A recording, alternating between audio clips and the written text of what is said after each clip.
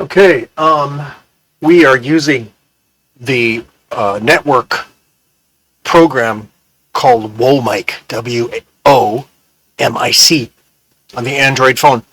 The advantage of doing this, of course, is that, as you can see, I'll hold my arm up. Really? Another situation of entering these damn...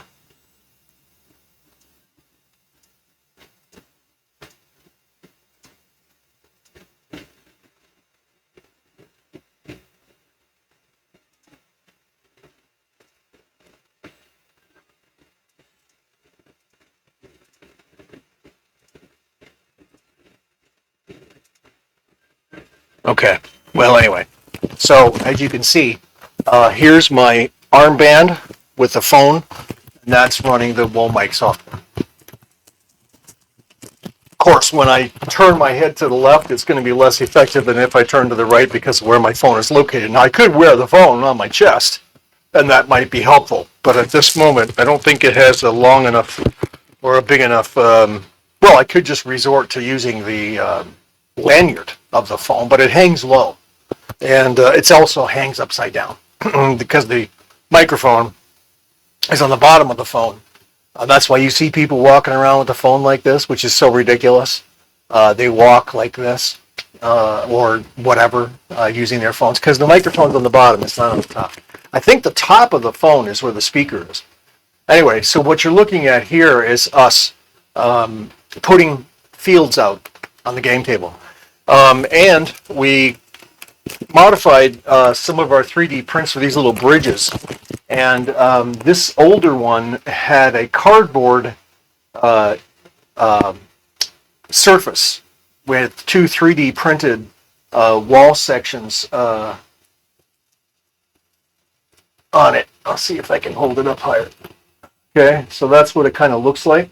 But now we 3D printed the hump and glued it to the existing walls that we had. Now, why did we do that? Because it's more sustainable. This cardboard one eventually is going to fail, 100 years from now. And these little stone bridges are admittedly much, much smaller than the regiments that if we put out horse and musket guys out here, it's going to be a lot obvious, a lot more obvious. But the truth of the matter is, we still don't know if this is going to be, what kind of game this is going to be. But we're playing around with some of the terrain in our new foamy hills that we've cut. You can see that they're all cut very oblongy. There's no realism, like really contouring type of a hill. And the reason for that is because, the overriding mantra of Imagine Image Multimedia is everything you do has to be repeatable and sustainable and affordable. And using the foamies, making these contour hills is definitely all of the above. If you can find, like as I said in the other segment, a 6mm or 5mm thick EVA foam. And as I also mentioned, do not get the roll because it'll never come out flat. You need to find the sheets. And that's the difficulty, getting the sheets of EVA foam. All right, so obviously, when you look at the fences, you've got these large fences and the hills are so-and-so height. In some cases, the size of the fence, the height of the fence is almost to the second level of the hill. Time and space displacement. Okay. The reason for that is because we want to see the terrain. If the terrain is too tiny, we're doing 10mm, but although these are not 10mm scenery, at least for the fences. If it's too small, it's almost, you can't see it. So that is even why, with our 10mm stuff, we're not printing 10mm fences. No.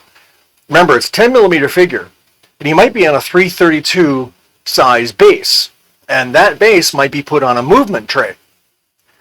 So therefore, most of the time, that figure is actually going to be taller than 10mm, so pretty darn close to 15mm. So, in the end, the best thing to do is simply go with, if you want 10mm figures and 15mm scenery.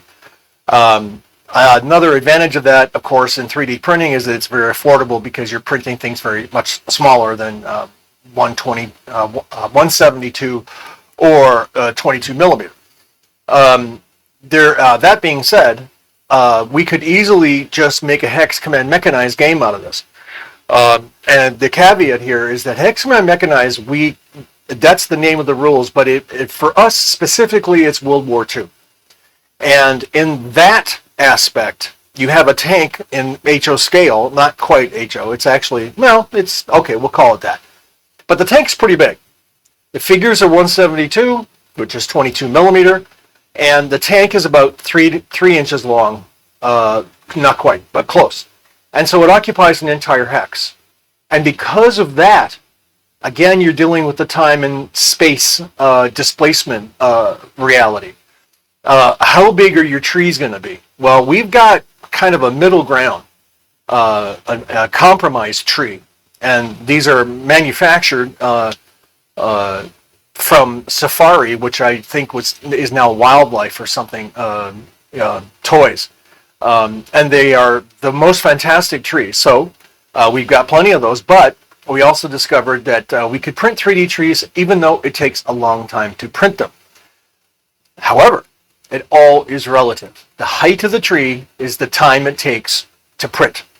So in 10 millimeter, you can print pretty close to a 20 or 15 millimeter height of a tree.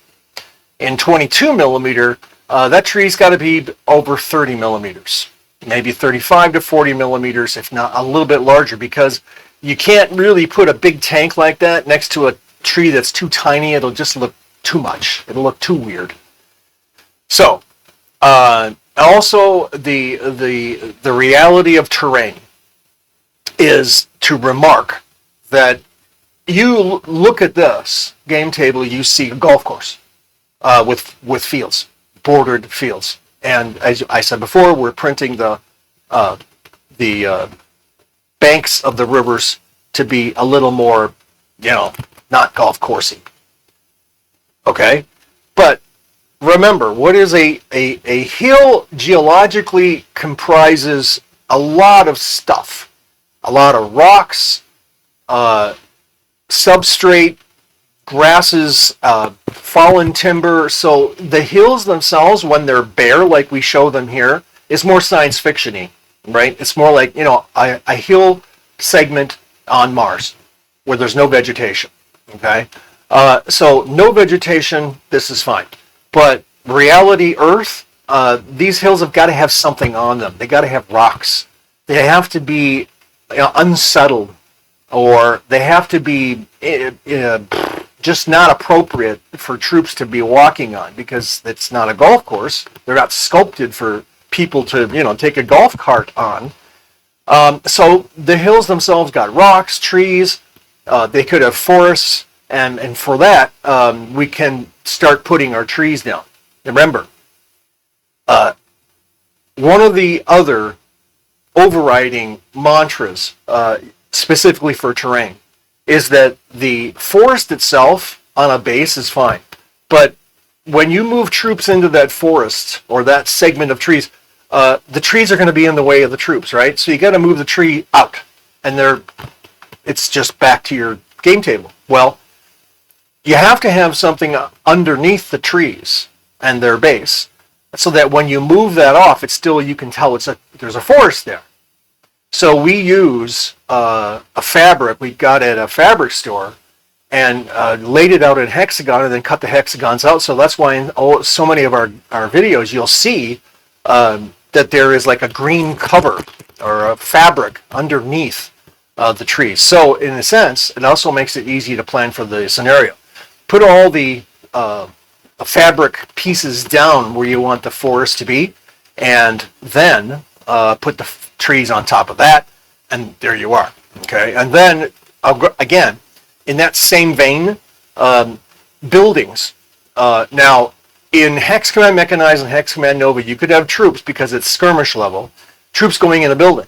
Well, you can't put the figure in the building, unless, of course, it represents a destroyed building and it's just barely any walls, but mostly rubble, okay? And the figure's mounted on, inch size round or whatever base. But in, say, a 10 millimeter scale, you might have a squad. And how do you put that squad in the house? Same thing. You have to have a marker on the game table where the house is sitting on it or the building is sitting on it. And then, so when troops go in, you take the building off and the marker's there and you put the figures or whatever it is on the marker. Granted, that obviously says, hey, I got guys in the building, and they wouldn't normally, the enemy or the opponent wouldn't normally know that. Well, for the most part. Obviously, satellite imagery, high sophistication, future observation technologies, yada, yada. Oh yeah, we saw those guys move in there. It was captured by so-and-so satellite or drone, more than likely drone. So you put them in the building. Well, we kind of gave that away, didn't we? Well, they're in cover, and it's probably a cover level 2. So what do? How do you kill those guys? You got to destroy the building. Otherwise, and if the building's really strong, say it's like stone, concrete, bunker type thing, it's going to take a lot to destroy that building. If it's a city building, it's meant for civilian life. Could be 1 to 5 stories, something of that. It's not going to be anything to destroy with modern futuristic weaponry. It's going to come down into a heap of rubble, no question. So, we don't do the urban type of combat, at least not yet. Most of what we do in Hex Command Nova and Mechanize is rural.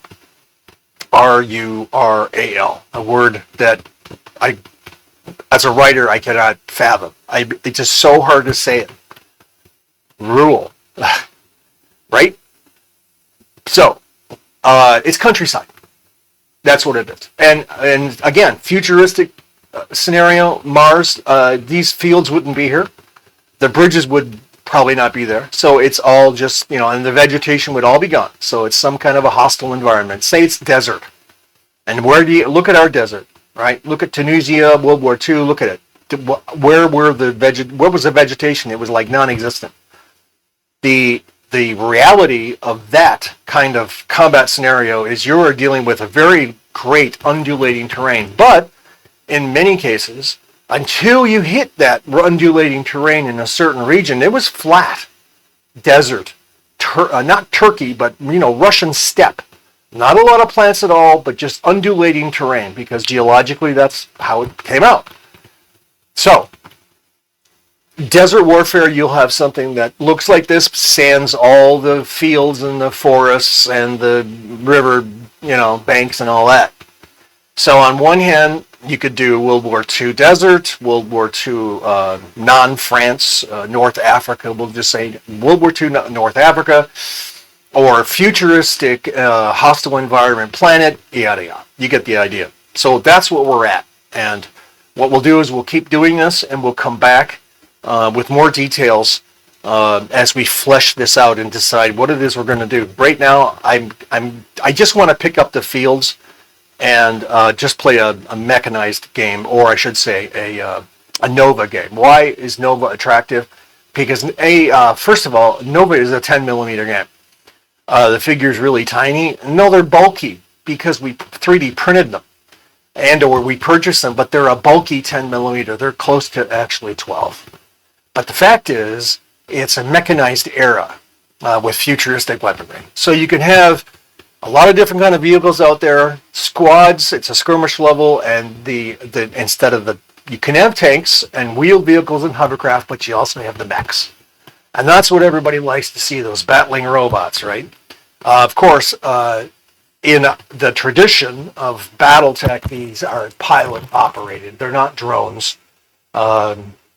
Although that is a possibility for a variety. In other words, there is a possibility that some of these machines do not have pilots, that they're remote.